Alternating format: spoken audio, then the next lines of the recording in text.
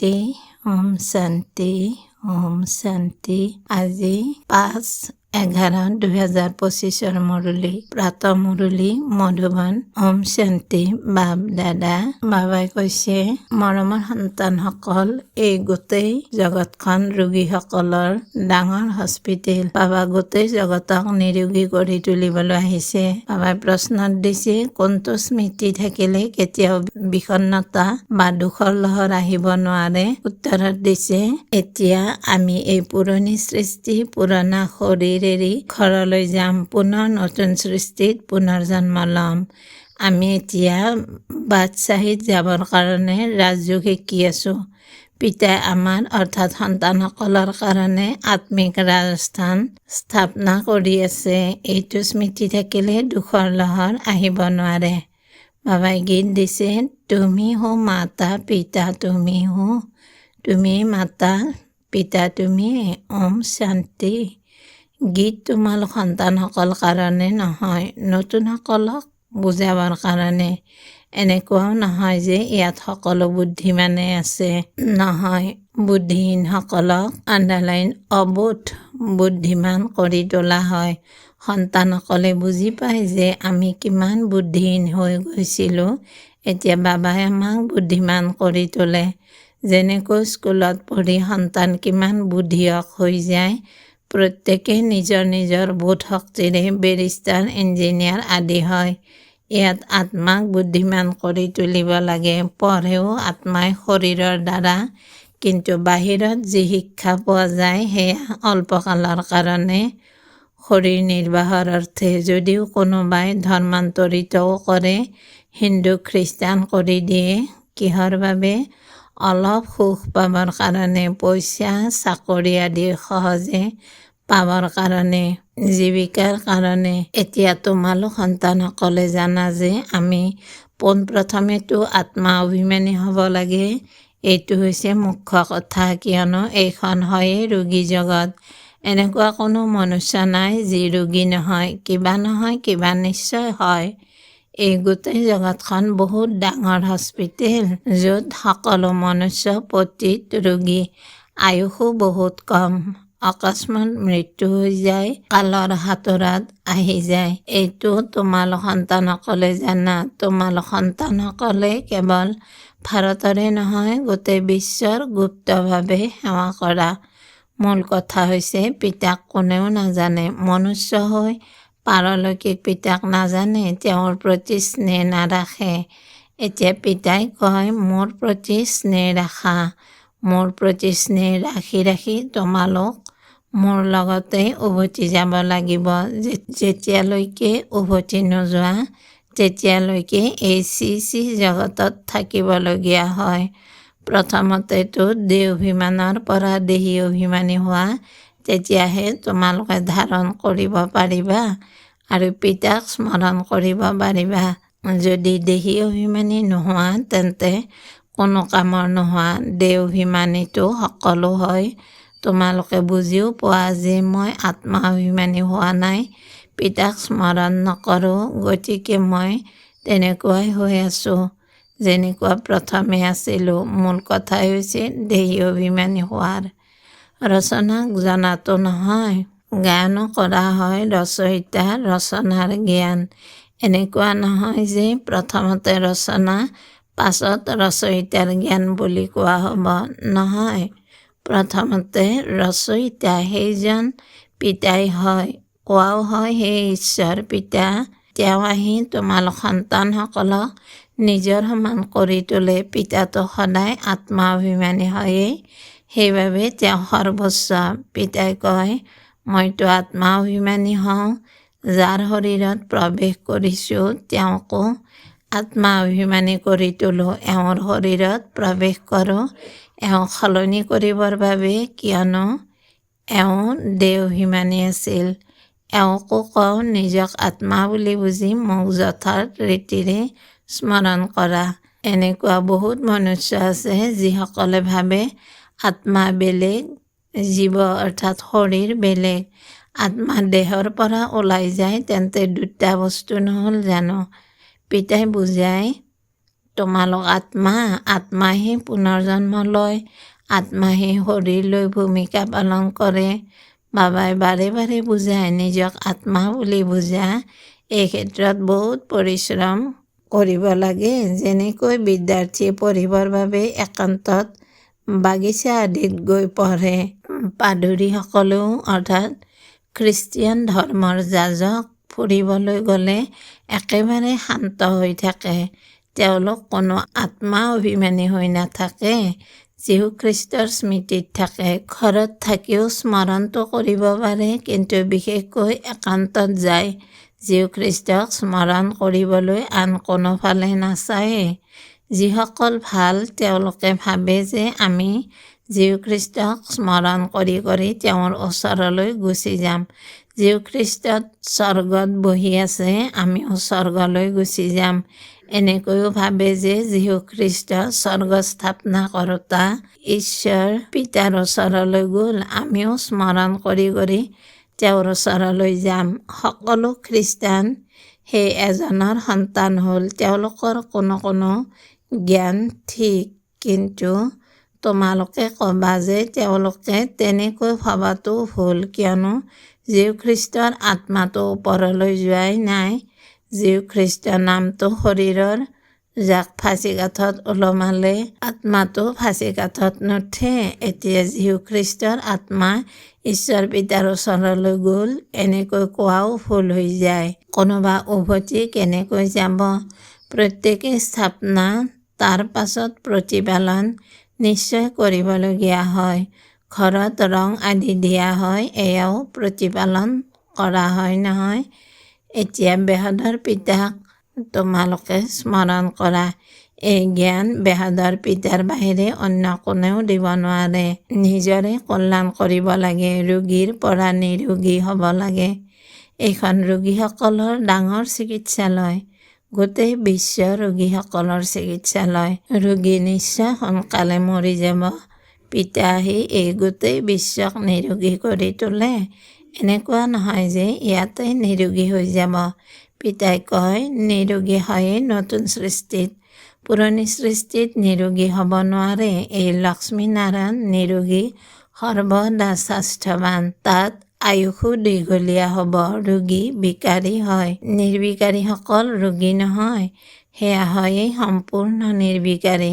পিতাই নিজেই কয় এই সময়ত গোটেই বিশ্ব, বিশেষকৈ ভাৰত ৰোগী। তোমালোক সন্তানসকল পোনপ্ৰথমে নিৰোগী সৃষ্টিলৈ আহা। নিৰোগী হোৱা স্মৃতিৰ যাত্ৰাৰে, স্মৃতিৰে তোমালোক নিজৰ মৰমৰ ঘৰলৈ গুচি যাবা। এয়াও এক প্ৰকাৰৰ যাত্ৰা, আত্মাৰ যাত্ৰা, পিতা পৰমাত্মাৰ সমীপলৈ যোৱাৰ। মূল কথা হৈছে এইটো বুজোৱাটো বহুত সহজ, কিন্তু বুজাব তেওঁহে যি নিজেও আত্মিক যাত্ৰাত থাকিব। নিজে যদি নহয় তেন্তে আনক ক'লে তীৰ নালাগিব, অৰ্থাৎ জ্ঞানে প্ৰভাৱ নেপেলাব। সত্যতাৰ ধাৰ লাগে। মই বাবাক ইমান স্মৰণ কৰোঁ, বছ স্ত্ৰীয়ে স্বামীক কিমান স্মৰণ কৰে। এওঁ হৈছে স্বামীসকলৰো স্বামী, পিতাসকলৰো পিতা, গুৰুসকলৰো গুৰু। গুৰুসকলেও সেইজন পিতাকে স্মৰণ কৰে। যীশু খ্ৰীষ্টইও পিতাক স্মৰণ কৰিছিল, কিন্তু তেওঁক কোনেও নাজানে। পিতা যেতিয়া আহিব তেতিয়া আহি নিজৰ পৰিচয় দিব। ভাৰতবাসীৰে পিতাৰ পৰিচয় নাই, তেন্তে অন্যই ক'ৰ পৰা পাব? বিদেশৰ পৰাও ইয়ালৈ আহে যোগ শিকিবলৈ। এনেকৈ বুজে যে প্ৰাচীন যোগ ভগৱানে শিকাইছিল, এয়া হৈছে ভাৱনা। পিতাই বুজায় সঁচা যোগটো মইহে কল্পই আহি শিকাওঁ এবাৰেই। মুখ্য কথা হৈছে নিজক আত্মা বুলি বুজি পিতাক স্মৰণ কৰা। ইয়াকে আত্মিক যোগ বুলি কোৱা হয়। বাকী সকলোৰে হৈছে পাৰ্থিৱ যোগ। ব্ৰহ্মৰ লগত যোগ ৰাখে, সেয়াটো পিতা নহয়, সেয়াটো হৈছে মহাতত্ত্ব, নিবাস কৰা স্থান। গতিকে সত্য একমাত্ৰ পিতাই হয়, একমাত্ৰ পিতাকে সত্য বুলি কোৱা হয়।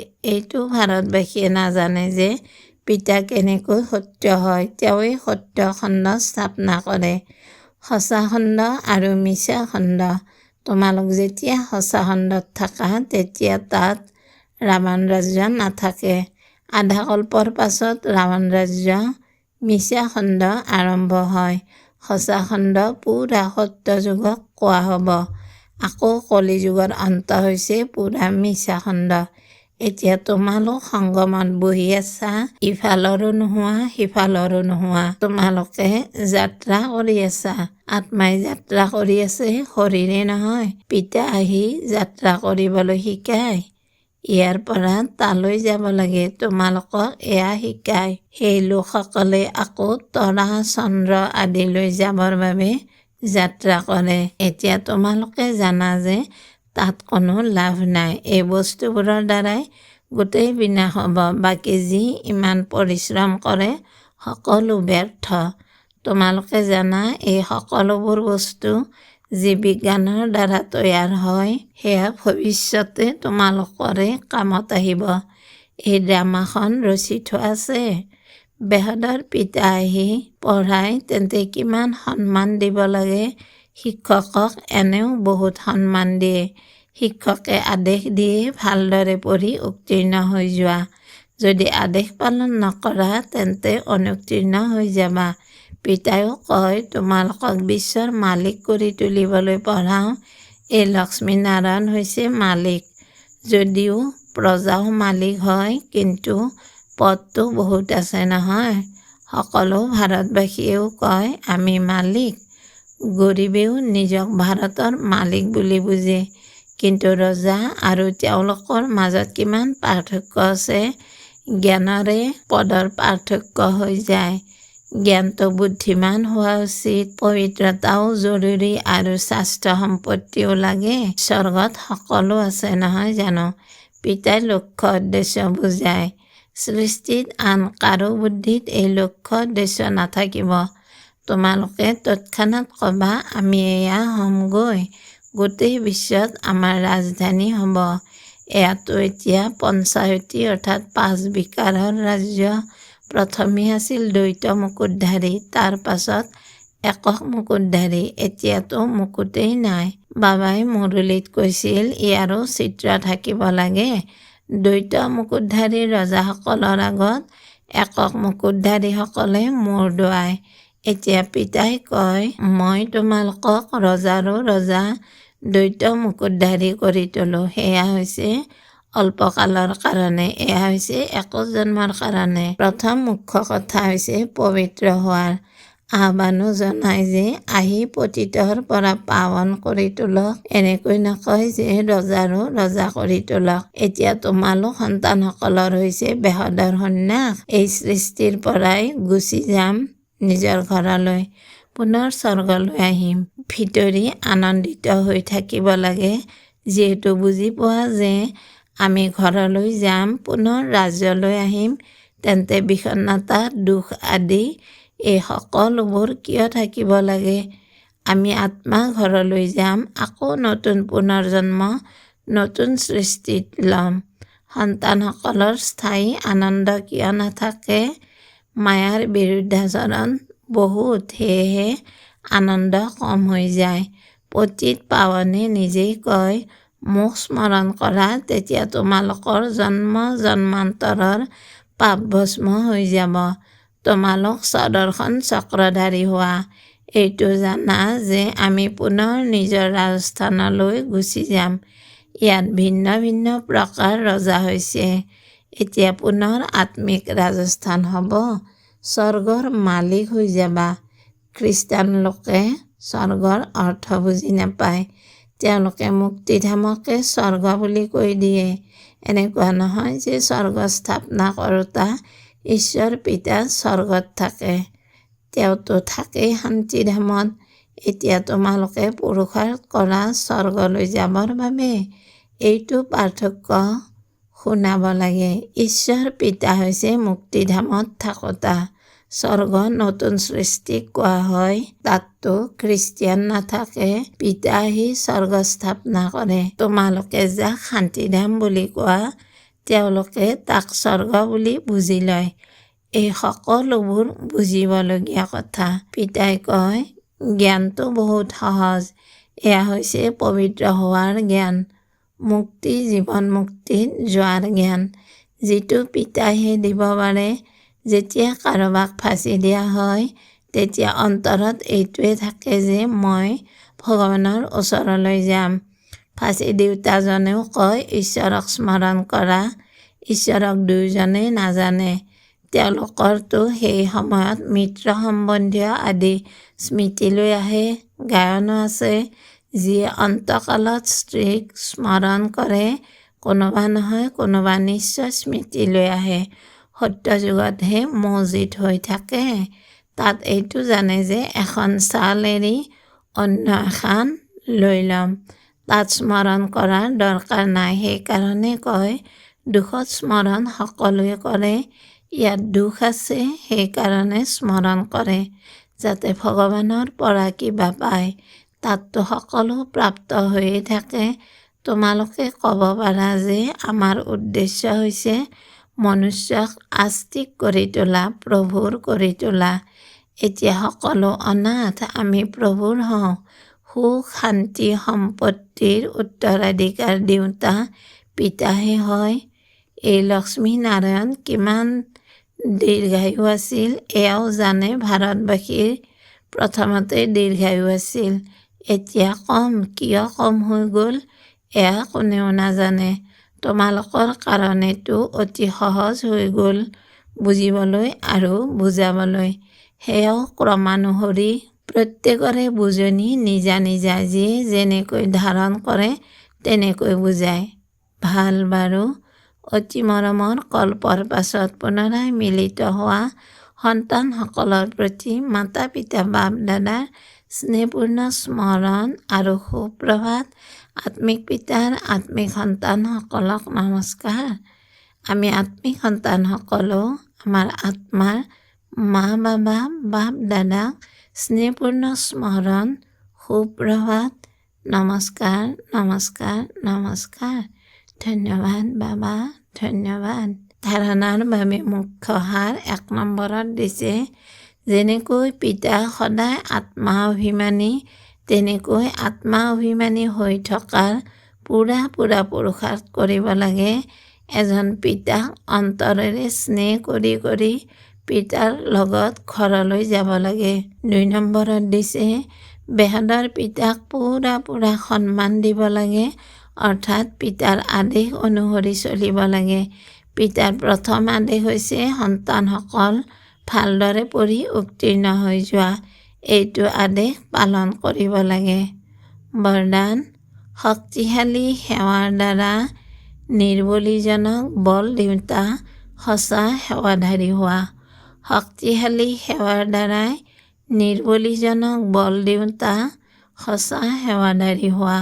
সঁচা সেৱাধাৰীৰ বাস্তৱিক বিশেষত্ব হৈছে নিৰ্বলীজনক বল দিওঁতা।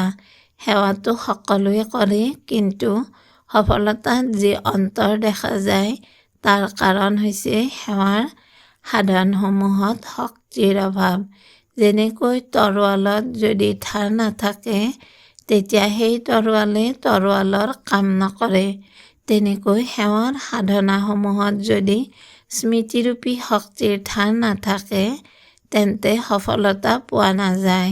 সেইকাৰণে শক্তিশালী সেৱাধাৰী হোৱা, নিৰ্বলীজনক বল দি উচ্চ গুণসম্পন্ন আত্মা উলিওৱা, তেতিয়া সঁচা সেৱাধাৰী বুলি কোৱা হ'ব। শ্লোগান, সকলো পৰিস্থিতিক উড়ন্ত কলাৰ সাধন বুলি বুজি সদায় উৰি থাকা।